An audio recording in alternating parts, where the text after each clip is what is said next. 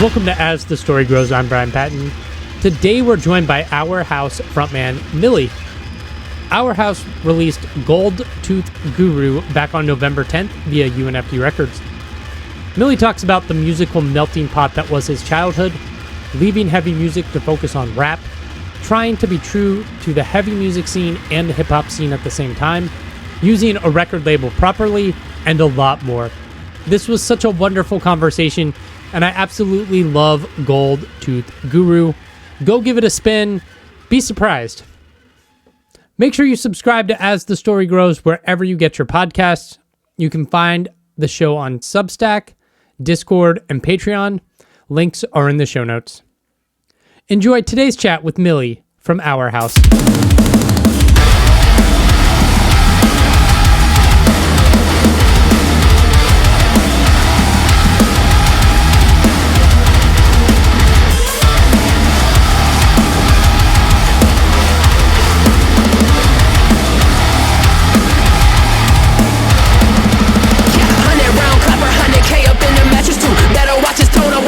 What you wanna do? Sipping on that 42 choppers all in the living room. What you wanted to get started with, man? It's nice to be here. I think it's a pleasure, bro. I'm so glad that you asked me to join you. Yeah, I'm stoked. I like when the single got shared, I was like, okay, like what's this all about? But like, I don't know. There's this interesting place in music right now where people, the younger generation, people younger than me, anyways, are like really collaborative and just like whatever their influences are, they're just like, fuck it, like let's put it all into the music. 100%. And it's like it's creating this really like fresh sound all over again, even if it's inspired by something old, right? Like that's our big thing is we all listen to like OG new metal, but we're hella inspired by just all the new gen stuff that we all grew up on and that we all listen to. So we're always just like, man, how can we take Yeet and bring it to fucking Chevelle and Limp Bizkit and POD. That's so funny. What a group of bands. You know what I'm saying? Oh man, that's so awesome. That's great. Well, let's just go back in time. You're from Louisiana, New Orleans? Yes, sir. Well, originally from North Carolina, but moved down here around like 7 years old. Okay. So you spent all your formative years. Oh, yes, sir. Most definitely. Grew up here for sure. Nice. What was growing up like? Louisiana is it's a little bit of a rough place, There really ain't nothing to do, so that's why it gets rough. So everybody just kind of fills their time with nonsense. But we just always tried to, look through the noise, and Nick and Maddie also grew up in Houma, so that's really where we all just kind of linked up and became friends. And down here it's real diverse. Yeah. So that's why it was so easy for like me to get into nu metal. Linkin Park was probably the first band I ever listened to, and then I remember getting into Under Oath and all of that. And down here, everybody was already on that. Even in the very early days, but at the same time, everybody down here still listens to rap. So that's kind of why the HourHouse sound is the way it is because there's literally people who listen to black metal, death metal, and they'll still throw in some Boosie, some Webby. Yeah. Yeah. Like I was in high school and we'd listen to like the first DMX record and then we put on like the Limp Bizkit record, and it was just like, we just like moshed to both of them in the bedroom, right? Like both of them got the same energy, just putting it out in different ways. Yeah, for sure. So you mentioned Linkin Park. What was it that initially got you into music? So really in my household, my mom and my dad, because my mom's white and my dad's black, she was on like AC/DC, Megadeth, Metallica. And then my dad, he was listening to like country, but he was listening to a lot of rap, Fat Joe, Ice-T, NWA. He was on all of that. Nice. And so growing up, I had to hear both of them simultaneously.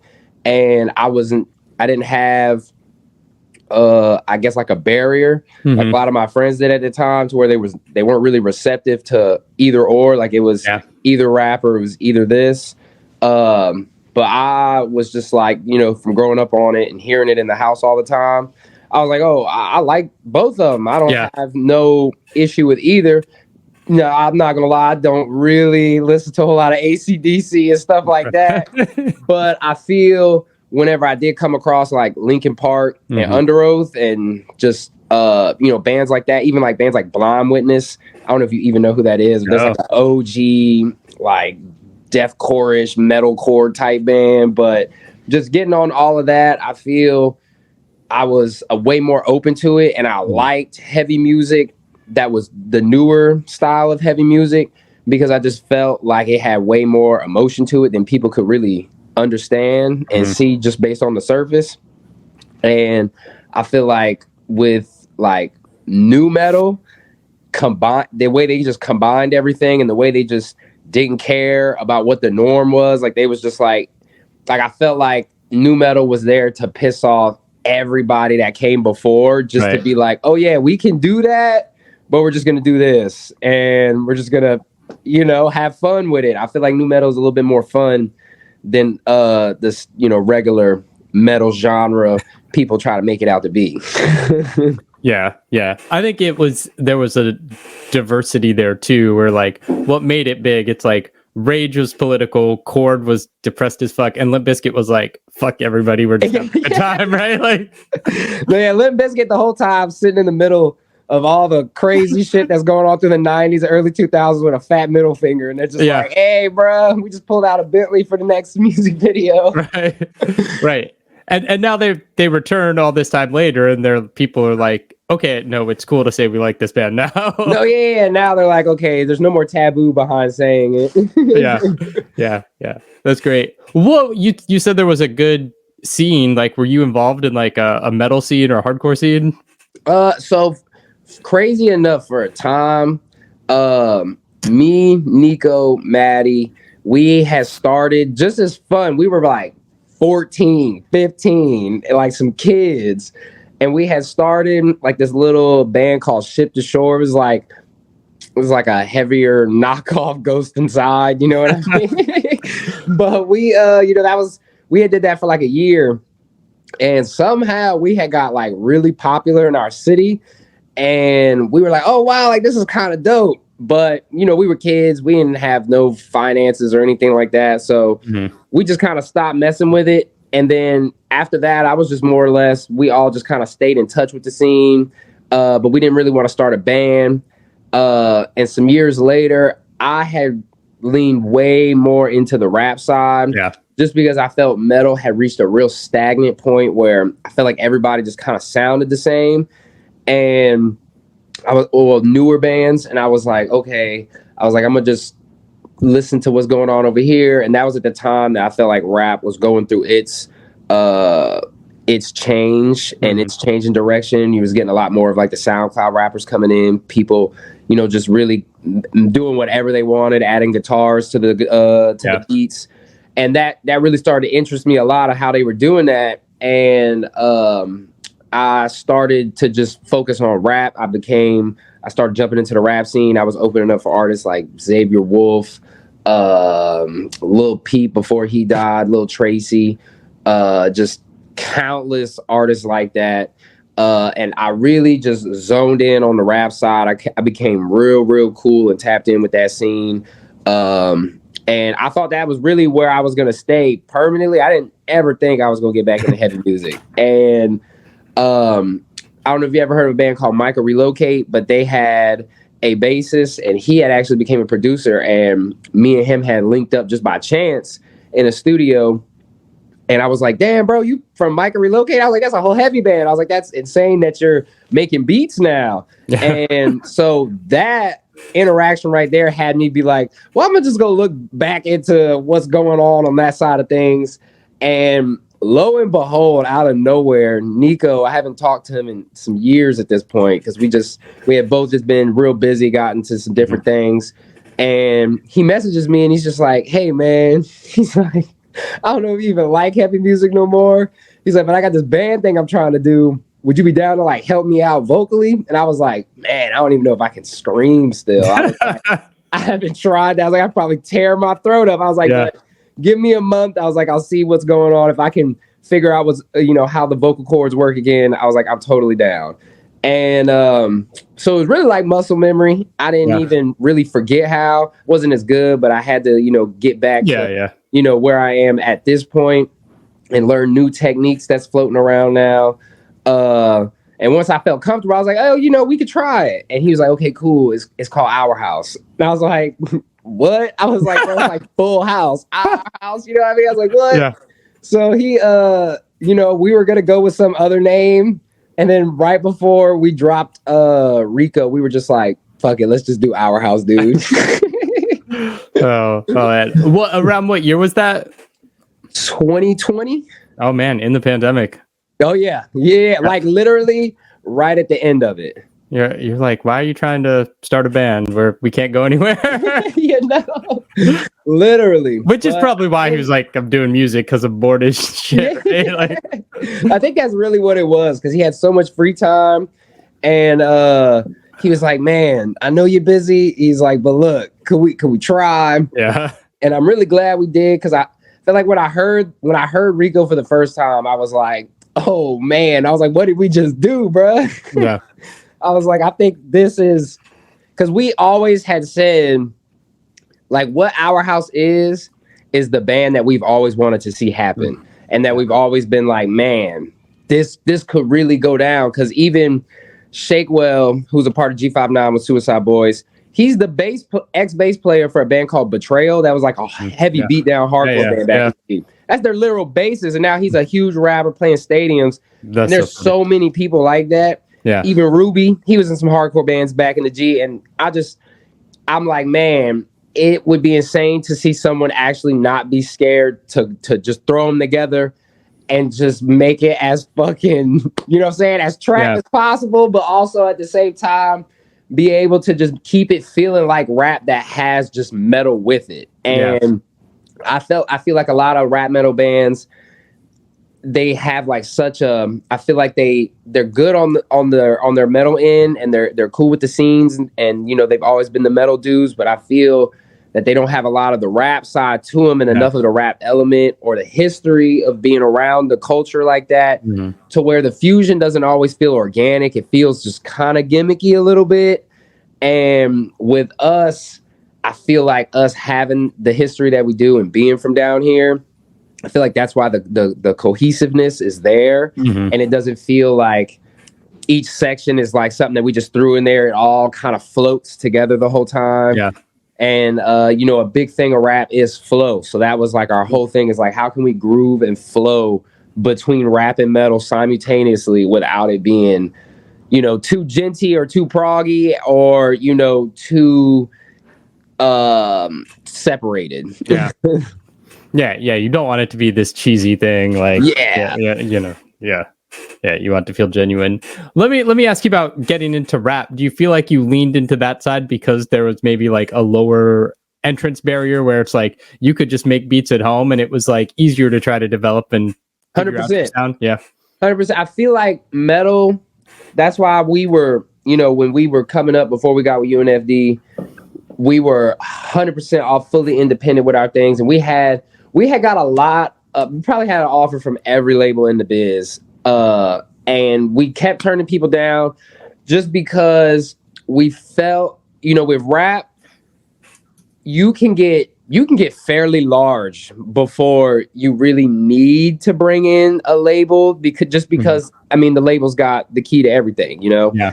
They can get you in doors that you can't get in no matter how big you are independent. And I feel like with rap, that kind of was instilled in me, and the rest of the guys, I kind of got them on board with it, because at first, they were like, bands need a label, bands need this. And I was like, no, actually, we got money. I was like, so we don't really need a label. I was like, we just gotta take a risk. We just gotta take a risk and see what happens. Finance this, do what we gotta do. I was like, and just do it right, straight out the gate, and promo it right. I was like, and I'm telling y'all, we gonna see the same kickback, and we'll be able to do it ourselves. And that way, when we finally get with a label, there's something that they can work with versus them just trying to pop something straight out the dirt.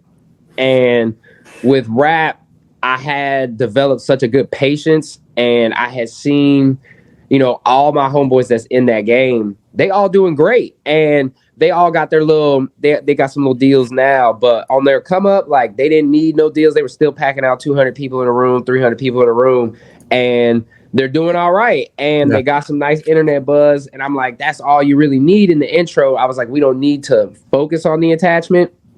And now that we're with UNFD, greatest label ever, by the way, but now that we with them, it just feels like, since we put in the work, everything that they want us to do now, like, makes sense. And it doesn't feel like they're trying to get some people on board to how, like, a lot of people think you sign with a label and it's like, oh, the work's done, the label's gonna do everything, you ain't gotta do nothing. And it's like, you still have to run it as a business. You still gotta take care of your biz, and you gotta be busy, and you always gotta be searching with the label, not just leaving them up to do everything. And I feel that's the only reason why people hate on labels, is because they're not using them correctly.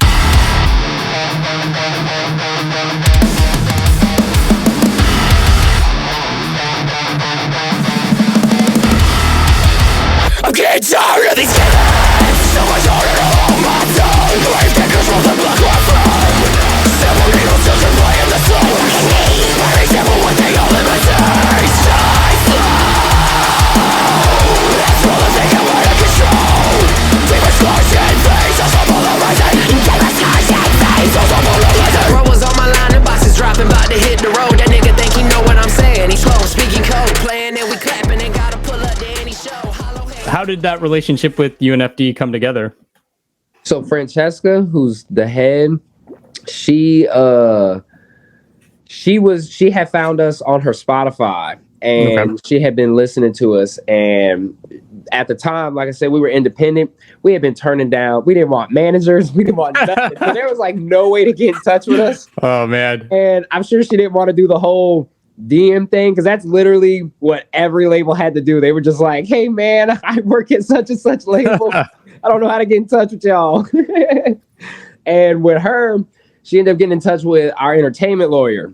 Okay. And Alex Plesma, he's a super, super cool dude. I'm probably butchering his last name, but super, super cool dude. Handles some nice guys. But she actually got in touch with him and was like, do you know these guys? And he was like, actually, I rep them. He was like, look, let me get you in touch. And it was just real organic. They understand, like, with our type of music, like, we're really the first of our kind. Mm-hmm. So you have to really just let us go, let us do what we need to do. And our creative process is, really different than most bands. So, it's kind of like them things where a lot of labels were like, okay, well, if you guys did this type of song and this type of song, we could get you on this and get you on that. And we're a band that's like, we don't really care about being the radio band. We want to have, like, we're trying to build a completely different scene, like a cult-like following. That's more or less what we're going for, to where we can be smaller and still put up the numbers that we put up and be matching bands that have, twice our monthly listeners. And it's, creating a sound that people are going to be like, well, I can only get that from HourHouse. They're the only ones that can do that. And, we needed a label that was gonna have no hands in on the creative side and just be like, I'll talk to you in 30 days when we get out the studio. Yeah. And UNFD had so much faith in us, and they had so much trust in us. They met us on every point that we needed to be met on. And they were just, great the entire time. And even now they are, more of a partner than a label. It doesn't feel like we're signed to somebody and we have to do all these things and we have to follow some rules. It's really just like a big brother that's right there on the side of you. And if you need advice, and, they just open some doors for you. Yeah. Yeah. And they already have, like, such a diverse roster. So it's not like you guys are like this black sheep over here and this weird thing on a metal label, right? It's like there are other bands doing cool things. Yeah. Because they, I was like, man, we will be the raunchiest band on that label. I was like, hopefully they don't get scared of us, but their fan base has been super nice, super cool, and we love it. Yeah.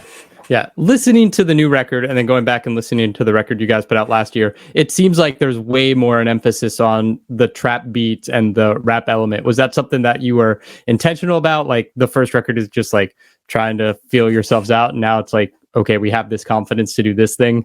100%. The first record, we were like, we knew if we came like we did on the second record, it might be too jarring. Like, it might be too much for people to handle. So we were like, let's show them that we can do metal and we can stick all this rap on it and it still works. Yeah. And then be like, okay, well now we really rapping. Yeah. and we did make sure to stick, we make sure that on this record, everything that's heavy when it is time for the guitars to come in, that is heavy, is energetic the entire time, so it doesn't feel like it's lacked. Yeah. But we also just wanted to expand the soundscape a little bit.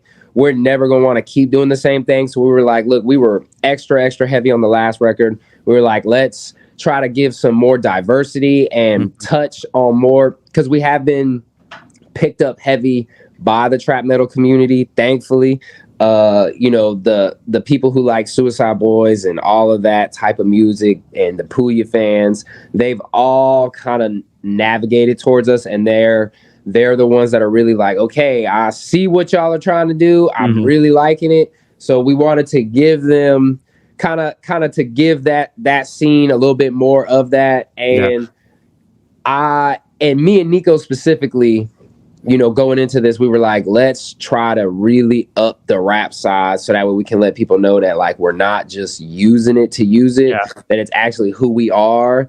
And we wanted to, get more rappy so we could, because it's low-key a little harder to rap more, because before that, it was just a quick verse here and there. On this one, we had to get a little bit more creative to make everything feel like it wasn't a repetition. So it wasn't like, okay, this verse feels just like this verse. And we wanted to make sure that we swayed away from that aspect of rap. And we wanted to be like, how can we get a little bit more groovy and a little bit more rappy without having to feel like every song is the same formula. I mean, you guys do a great job. Like, you have Parasyte, which is like got a really great vibe on the verses. That's probably my favorite song on the album. Thank you. That's our Linkin Park hat off song. Yeah.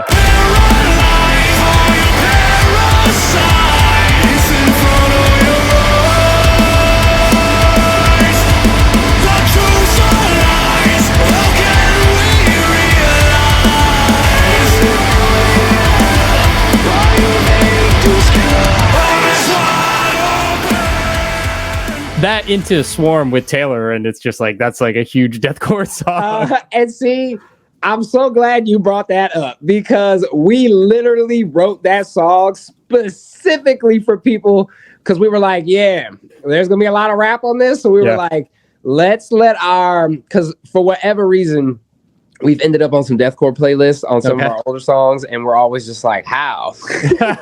So we were like, okay, I personally love like really heavy shit. I'm really into stuff like To the Grave, and I love like Lorna Shore, Left to Suffer. Left to Suffer is, a band that I think is a heavy ass band that's also pushing the envelope on what's allowed, quote unquote, in their sound. And I was like, man, that's the perfect people to link with on this. I was like, we got to get Taylor on a song, and we were going for just, something that was just super angry the whole entire time, and it gives you that full-on deathcore experience, just a real insane, proggy deathcore feel, crazy vocals. And we were like, let's get it to a point to where they're like, yeah, they're gonna do the super slow guttural breakdown, and then just turn it into just be like, nope, here we go. We actually got a chill little rap verse for you. just so they got the gatekeepers out there who are going to be like, this isn't metal. So we were like, okay, well, let's show them that we can do that. Yeah. And it's not that we're not metal. It's just that we're not influenced all the same way. Yeah. We're big on individuality. I feel like no band should try to mimic any other band. I'm like, just create your own thing. Take a risk. Don't worry about what people say. Eventually, people are going to get onto it, you know? Yeah. I love Lorna Shore, but like, we don't need a million black and deathcore bands, right? Yeah, like they got that covered. Let them be great. Yeah. Not everybody's will. So exactly. Nobody. I just feel like nobody feels like they can be great on their own anymore. And with Our House, we were like, we always feel like no matter what, if you stay true to yourself and you push out what you think is what you love and something that. Like, because we ride around and listen to our music all day. And I've hung out with some bands that don't even really listen to their music. And I'm like, bruh, you should want to throw your music on any chance you get. And if not, you're not writing the right type of music. Yeah, for sure. Talk to me about what inspires you as a lyricist. Really just like life stuff that I've like grown up around, been through, the world in general. Kind of on the politics, but not much on the politics. It's more or less just like, just the world in general. Yeah. The way I feel like things like I feel like they have everybody feeling like, like we all are like sheep or something. I feel like with our music, we try to push the like, you should always be yourself. You should always worry about you. And I feel like folks shouldn't all be bickering at each other like they are. Cause I'm like, bruh, at the end of the day, like this is what they want y'all to do. Like they just want us to all be angry with each other. And, Our House is all about unity, togetherness, being one. And I feel like if all of us just put a middle finger in the air, like you really can't stop us. You can't stop the people. And, that's just all it is. It's diversity, acceptance. We're big on that. Just, we want to make sure that our fan base knows that, like, if you don't feel accepted anywhere else, like, you accept it over here. And at our shows, like, it's all love every time. Yeah. Who did the album artwork for you guys? Man, so I forgot the name. It was our RPM Leander. He actually set it up for us. Okay. And it is insane. When he did that, I was like, bro, this looks like a movie poster. I was like, this is actually insane right now. But yeah, that was really, really dope. And he did that all off of just listening to the record. Oh yeah. Yeah. Nice. Album's called Gold Tooth Guru. What led you to that name? I know it's the second track on the record.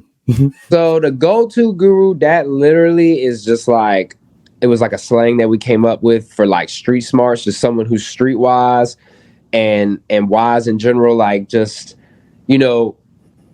the whole album is really, an emotional roller coaster. And, we wanted to create it because we look at ourselves as people who've been through a lot on both sides. And, sometimes, to get through life, it's gotta be way more than book smarts. And we feel like this record is kind of like we taking y'all on that journey with us. And we're letting y'all know like some life situations that can occur and that can happen, maybe even behind the scenes. And, emotional things that everybody goes through. Everybody gets depressed. Everybody gets in those ruts. And, especially nowadays, I feel like people need to hear lyrics like what we're pushing. Just things that'll really get you through a dark time. And, just like in Parasyte, there's lines in there that are super, super personal.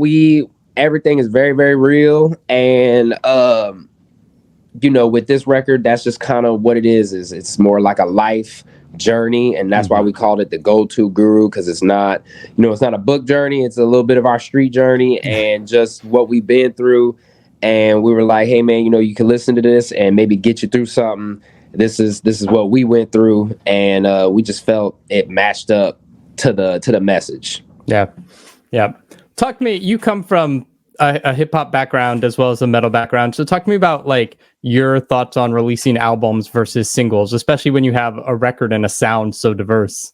Like So what led you to an album? Actually, going in, that was one of the things that us and UNFD talked about a lot. Like with our last EP, we dropped everything as a single, and then we dropped the EP last with only like 2 new songs, and it still was able to roll up even more. Yeah. And so when we started to do this, that's why we were like, we just gotta drop buku singles, and that's why we're big on the videos and the content, because I feel like that is the only place where bands lack, is they drop an album and they're like, all right, we're just gonna let it do what it does. And I feel like with us, we love doing the videos because we feel that the more people see you in a video, it creates that effect of like, wow, like I get to see it, I get to watch it, and it just gives that star power effect to the listener that's trying to get into you.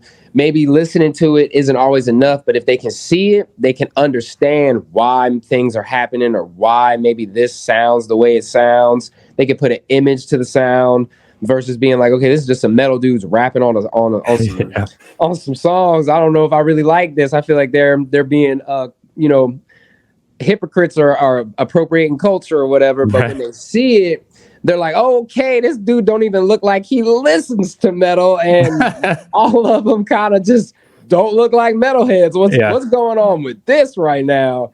And so we just like doing that. I feel like dropping a single, you put a lot of work into dropping a single, and you put a lot of promo behind it, and the more people get to see that steam happening of just like constant, like, boom, that just dropped, and you're like, okay, that was cool. It's been 3.5 weeks now. I'm gonna listen to this other band. Oh, they already dropping another single. Never mind. Let me go see what's going on with that. And it's like the attention never goes away. It just kind of stays there. So that's why you see rappers who stay in the headlines for like 2 years straight off of just a few singles that they just drop at the right points. And you just pick the strong ones, and I feel like that's a real good method for us. It keeps our fans, because we do have a lot of rap fans, we feel that it keeps them also satisfied, because they're like, okay, I keep getting content, I keep getting flooded with it. Metal kids, metal folk don't really care about the videos too much. They're satisfied if you're like, oh, if I just get 2 videos on this album, I'm cool with that. Our fans, they're a little bit more like, I want a video for almost every song. So we try to meet everybody halfway, make sure that we prefer having a busy rollout. We love having a busy year, so for us it doesn't even feel too out the ordinary.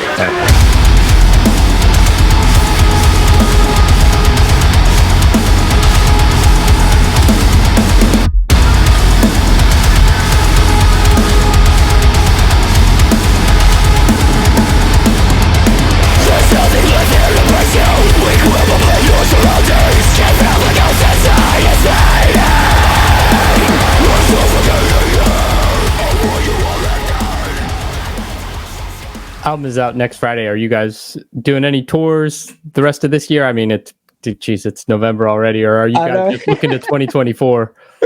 So we have finally been we actually did our first show. I think it was 420 this past year. We had been holding out on the shows just because we wanted to wait to the right moment. And now we're actually finally getting active. We were like, okay, I guess it's tiring being the internet band. Let's go get some work in. But we do have some cool shows we're about to announce. We got a couple cool little Texas shows we're on the way. We got some tours that we got asked for, still up in the air. So I don't want to say it just yet. There's some fat ones. There's some nice ones. We got some nice people that's been tapping in, trying to get us on some runs with them. And so next year, y'all will definitely be seeing HourHouse on the road, moving around. Yeah. I assume you want to have like diverse tours, and like you'd love to hit the road with Lorna, but you'd love to be doing like opening for fucking Kendrick or something. Right? Yeah, exactly. That's actually like what people can expect with us for a lot of the tours is, you're gonna see us head out with some heavy bands, We're also going to go out with some lighter bands. And, you know, we plan on hitting the road with some rappers too. So it'll be cool. We're trying to put heavy music in a bunch of different lanes that maybe it couldn't have touched before. The rap element, kind of like, as crazy to say, as heavy as we can get, it almost lightens us up to the average listener, because they're like, okay, like the metal's cool, but it's not too much right now. Yeah. And when it does get heavy, I'm in there with it. I like it. So we're just trying to take it everywhere, see what's going on, you know, try to get people jumping off the stage at every type of venue. Yeah. Do you think like is it just streaming that kind of helped open up people's mind to having like diverse musical taste, or was it like, do you think the pandemic and just people being locked down and just consuming more media? 100%. I think it was like a mix of both, to be honest. I think I feel like music is kind of going through that same revival that it had in the 90s, when nu metal and when a lot of rap was, you know, kind of becoming, those were the two biggest genres. I feel like it kind of is back in that phase of like, okay, you know, everyone's tired of what's been going on, what's been done. So now everybody is, you know, oh, maybe we could just mix this, mix that, see what happens. And sometimes I feel like really a lot of it's accidental. And then it just becomes a thing. And, you know, it's also people that just have different backgrounds are starting to get into, you know, creating other genres without having a fear of like, oh, are people going to look at me weird because I'm doing this? And I feel like that's the only thing that stopped a lot of people from trying to put their full interest in through the music and just in style and everything in general. I feel like now people have just gotten rid of that barrier, and they're like, hey man, like, you know, if you want to do country and make it metal, let's do it. You know, because you know, people are like, whatever, like it don't even matter anymore. So I think where we at, you know, with the streaming as well, I mean, you can go look in someone's radio and find 5-6 new artists that you've never heard of that are maybe doing something. Like that's literally how I found this artist named Quanic. He's literally like, I don't know, like it's almost like shoegaze, but it's not like shoegaze at the same time. It feels like SoundCloud bedroom music, but cool shoegaze. I don't know, it's weird, but it's like that type of stuff. Like you just find these artists that like maybe don't have the means to promote it and get it to where it needs to be, but now people can just stumble upon it and start it like a wildfire, and those people can now actually have a voice in the industry versus gatekeepers being like, nah, don't let them in, don't let that happen. And that is why I feel streaming was the best thing that ever happened for the music scene in general, for every genre. Follow you into the dark. I am convicted of the animal I have become. A righteous way you let me hold on to you, sound the alarms. I am constricting the animal I become. Constricting the animal, I am constricting the animal. I am constricting the animal, I am constricting the animal. Thanks for listening to As the Story Grows. Our intro music was written and composed by Jeremy Hunt. The As the Story Grows theme is by Bob Nana. If you like what you hear, subscribe wherever you get your podcasts and give us a rating and review. If you'd like to support the show financially, you can join us at patreon.com/asthestorygrows. Be a part of our community and join the ongoing conversation over on Discord. If you enjoy this episode, share it on social media with your friends. Much appreciated, and thanks for listening. I never felt so young and alive as when I'm diving into a tune. And now I'm learning as I listen along, and the wheels are turning, and I started a song. One good word and I'm gone. Oh, as the story grows, the more I